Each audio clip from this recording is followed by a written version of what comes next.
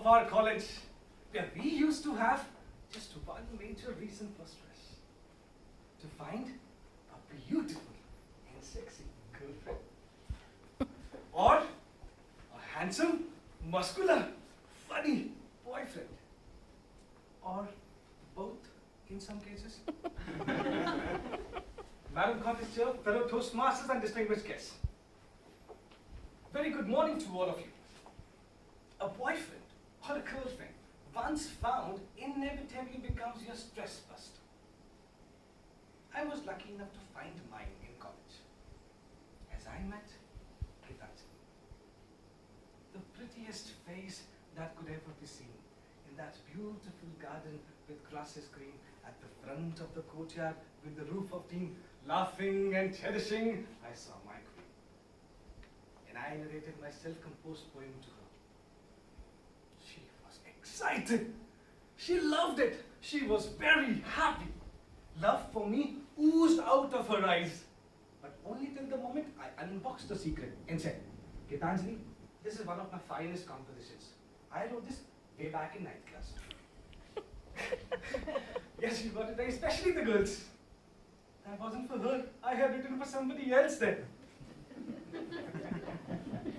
Now men are laughing. Gitanjali's expectations had gone for a toss. But she remained my stress buster for 5 long years of relationship. And then, we got married. And a bit stressed. But we've been talking of stress for quite so long now. What is stress? Stress to me is the result of unfulfilled expectations or outcomes contrast to your expectations. Correct? Yes. You expect something, something else happens, you become stressed. I have mentioned earlier that gone are the days of a college. Now we have multiple forms of stress: social, economic, physical, professional, personal, financial, emotional, and whatnot. And most of us have a combination of more than 2 forms of stress. But have we figured out the fundamental root cause of the stress as a problem? What is the root cause of that problem? Let us try to understand through an example of emotional stress. And to understand this, I would need your help. I need you to allow me today to speak upon religion. Indian religion. Right now, right here. Cricket, I meant. What did you think? Very recently in the Asia Cup 2016, we had a wonderful grouping match between India and Pakistan. Pakistan sent out to bat first, were reduced, humbled to a modest total of just 83 runs in a 20-over game. We all expected India to win. It would have been cakewalk with the formidable batting lineup of India. But the first over of Mohammad Amir from Pakistan reduced India to 2 wickets for just 2 runs and forced all of us to expect the unexpected. India won the match eventually. But let me ask you this.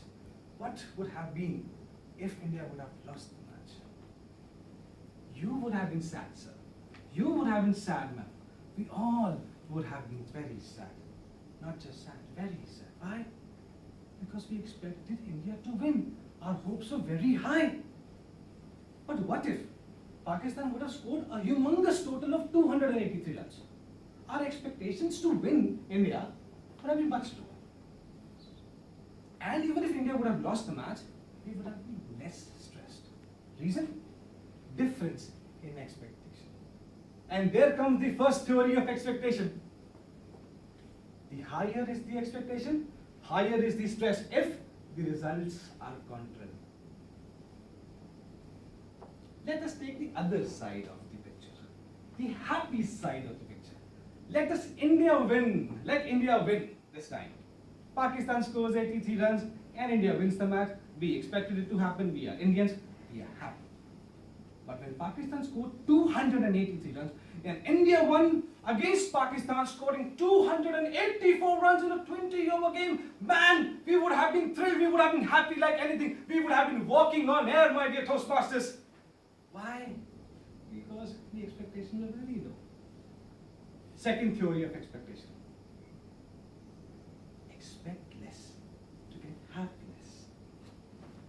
These two theories become much more relevant and valuable once we apply this to humans and our regular day-to-day lives.